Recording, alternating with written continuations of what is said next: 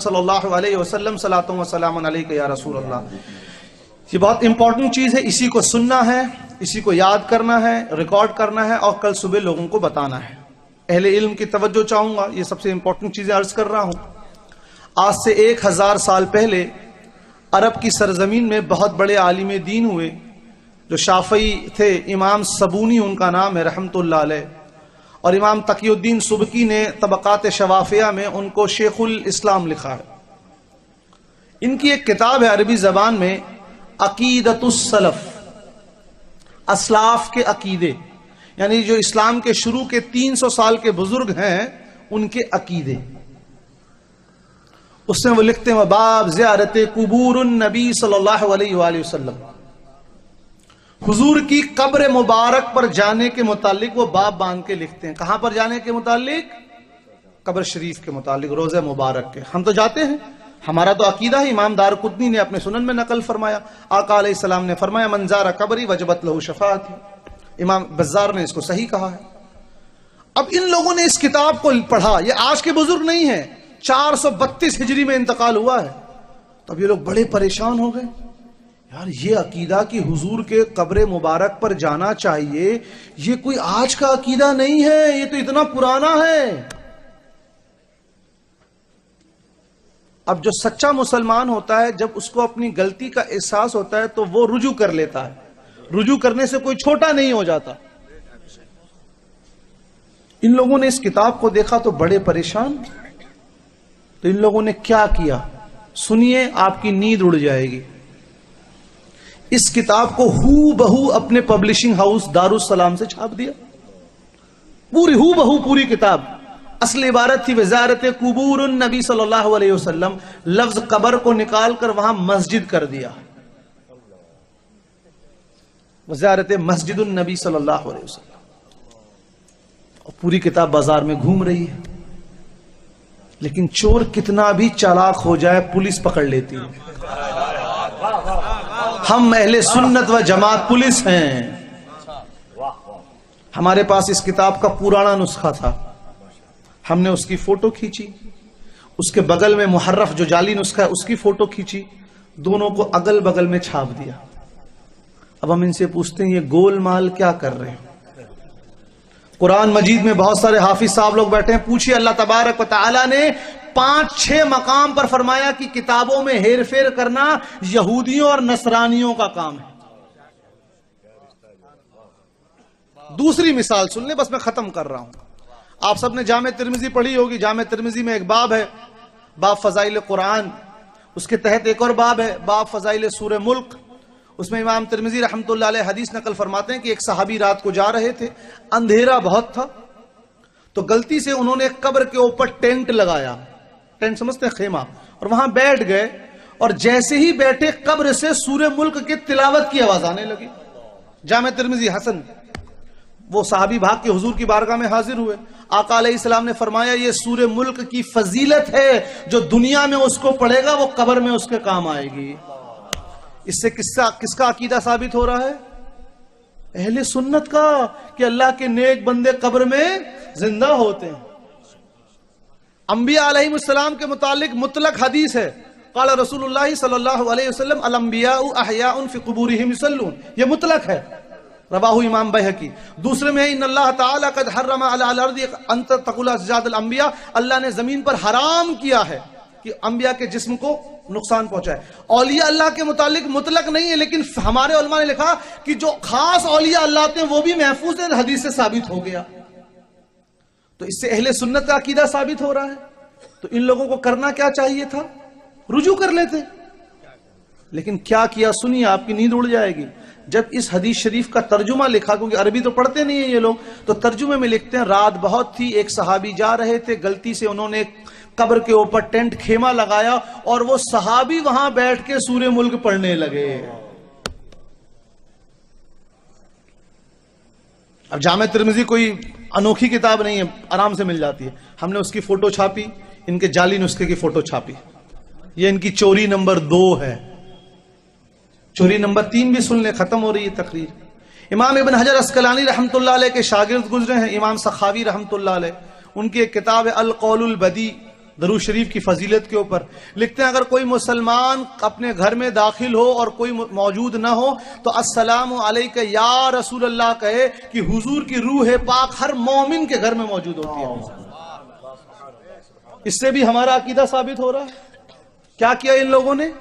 جب اس کتاب کو چھاپا عربی میں، آگے لا کا اضافہ کر دیا، نفی کا، اور ترجمہ میں لکھتے ہیں کہ جب کوئی مسلمان اپنے گھر میں داخل ہو تو یہ نہ کہے السلام علیکم یا رسول اللہ۔ یہ ان کی 3 چوریاں ہوئیں۔ اس میں دیوبند تبلیغ فضائل اعمال کا بھی سن لیجئے۔ زکریا کاندھلوی صاحب کی ایک کتاب ہے فضائل اعمال، آپ لوگوں نے دیکھی سنی ہوگی؟ سنیے، جن کے گھروں میں غلطی سے وہ جا کر دیکھیں۔ اس میں ایک باب ہے، باب فضائل نماز۔ اس کے آخر میں لکھتے ہیں آخری گزارش، کہتے ہیں نماز کا معظم ذکر ہے اور کرت ہے، اگر کرت غفلت کی حالت میں کی جائے تو ایسے ہے معاذ اللہ، وہ نہیں لکھتے، میں کہہ رہا ہوں معاذ اللہ، ایسے ہے جیسے کوئی بخار کی حالت میں ہذیان یا بکواس کرتا ہے۔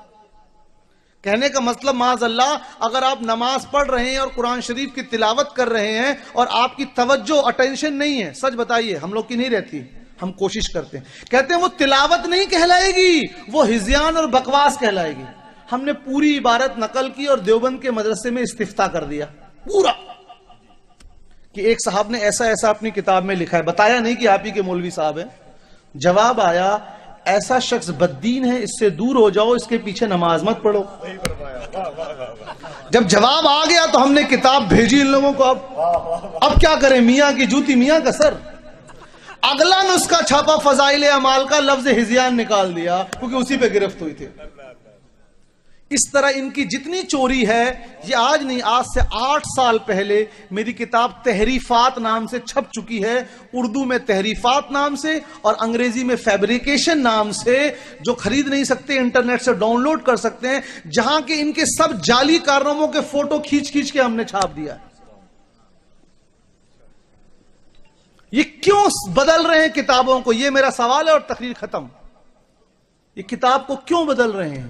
کیونکہ آج بھی الحمدللہ اکثریت جمہور اہل سنت و جماعت کی ہے، آج بھی اصل کتابیں موجود ہیں۔ ان کا نشانہ اگلی نسل ہے، جب پرانی کتابیں ختم ہو جائیں گی اور یہ بازار میں اپنے پیسے کے بل پر جعلی کتاب لے آئیں گے تو ٹناٹن وہابی بنانے شروع کریں گے بچوں کو۔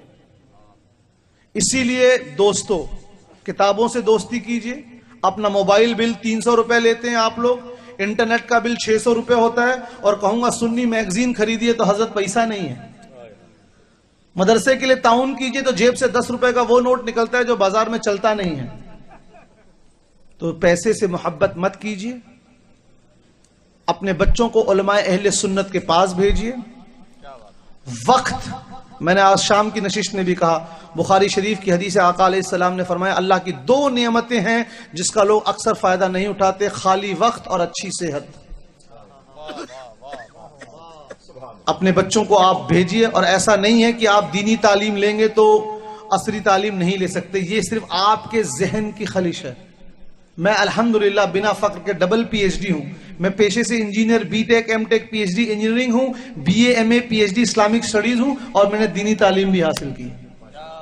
کوئی فخر نہیں ہے، میں بتا رہا ہوں صرف گھر کا ماحول اگر آپ نے بدل لیا تو الحمدللہ ہر بچہ ٹناٹن سنی مبلغ بن جائے گا۔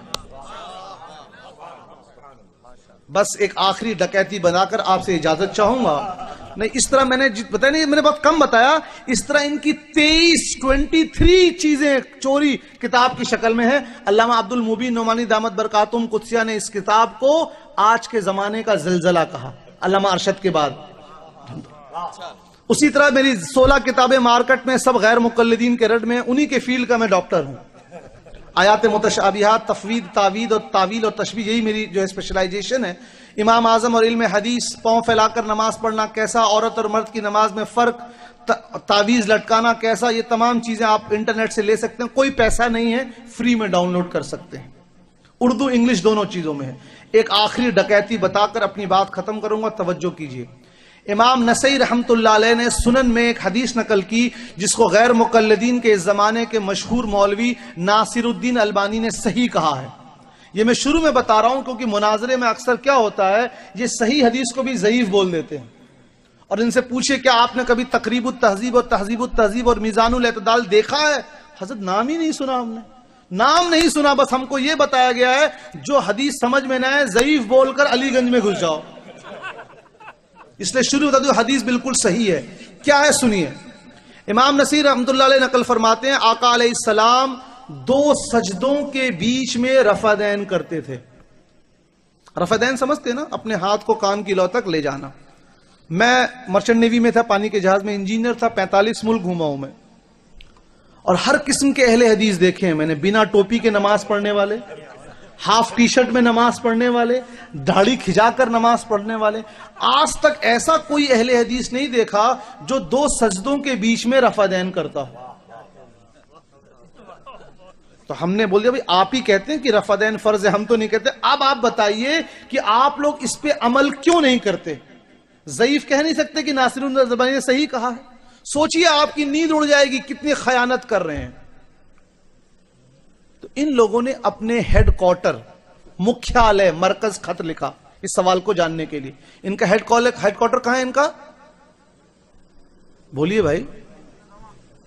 نہیں بھائی، وہ حدیث بھول گئے شیطان کی 2 سینگ والی، نجد۔ ریاض میں ہم نے مرکز خط لکھا کہ ہم کہتے ہیں کہ رفع دین ضروری ہے اور یہ حدیث بھی بالکل صحیح ہے، تو ہم اس پہ عمل کیوں نہیں کرتے؟ تو جواب کیا آیا؟ کہہ دو ان حنفیوں سنیوں سے کہ یہ حدیث منسوخ ہو گئی ہے۔ منسوخ سمجھتے ہیں نا؟ جیسے آقا علیہ السلام نے صحیح مسلم میں فرمایا میں نے تم کو قبروں پر جانے سے منع کیا تھا، اب اس کی اجازت دیتا ہوں۔ یعنی شروع میں ممانعت تھی، بعد میں اجازت مل گئی۔ تو ان لوگوں نے کہا کہ یہ کہہ دو، جواب دے دو کہ حضور علیہ الصلوۃ والتسلیم اپنے زندگی مبارکہ کے حیات مبارکہ میں شروع میں یہ عمل کرتے تھے، آخر زمانے میں کرنا چھوڑ دیا تھا، اس لیے ہم نہیں کرتے۔ انہوں نے جواب دیا۔ ہم نے کہا یہی بات تو ہم حنفی کہتے ہیں کہ صرف 2 سجدوں کے بیچ میں نہیں، ساری جگہ حضور نے رفع دین کرنا چھوڑ دیا تھا، نماز کے شروع میں بھی، رکوع سے اٹھنے کے بعد بھی۔ اب کیا کریں ان لوگ؟ انہی کا جواب انہی کے اوپر۔ تو انہوں نے کیا کیا سنیے اور میری تقریر ختم۔ آپ لوگ جو بچے آئے مدرسے میں ان کے لیے، باقی لوگ توجہ دیں۔ حدیث کی سند آپ نے پڑھی ہوگی، ہے نا بھائی؟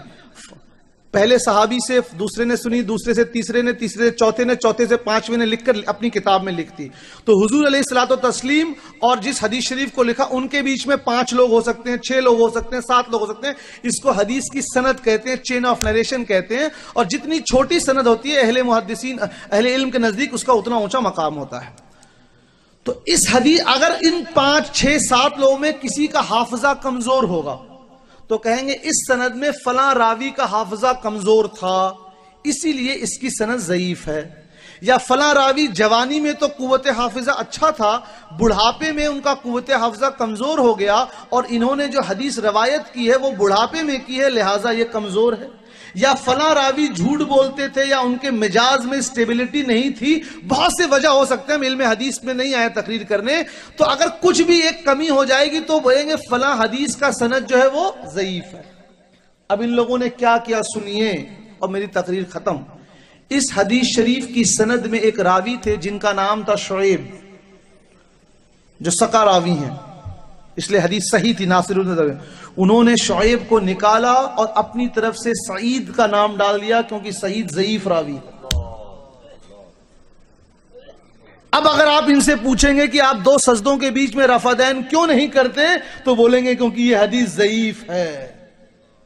تو بھائیو، یہ صرف نوجوان بچوں کے لیے میں نے گفتگو کر دی ہے، ان لوگوں سے قطعی متاثر نہ ہو جو اپنے آپ کو کہیں کہ we are the people of Quran and Sunnah, we don't do تقلید۔ You are blindly following sheikh Google. آپ عربی نہیں پڑھ سکتے ہیں، انٹرنیٹ پہ جا کر انگریزی میں حدیث ڈھونڈ کر آپ مجتہد بن رہے ہیں۔ تو آپ اپنے بچوں کو سنی مدارس میں لے جائیے، سنی علماء سے ملائیے، سادات کرام مشائخ الزام سے ملوائیے۔ یہ ماں باپ کی ذمہ داری ہے بچے کی تعلیم اور تربیت، کیونکہ یہ بچے اگر ادھر چلے گئے پھر باپ دادا کا کوئی لحاظ نہیں، سیدھا مشرک اور بدعتی کہتے ہیں۔ اللہ تعالی ہم سب کا خاتمہ ایمان پر کرے، آمین۔ وجزا اللہ عنا سیدنا محمد صلی اللہ علیہ وسلم۔ السلام علیکم ورحمۃ اللہ وبرکاتہ۔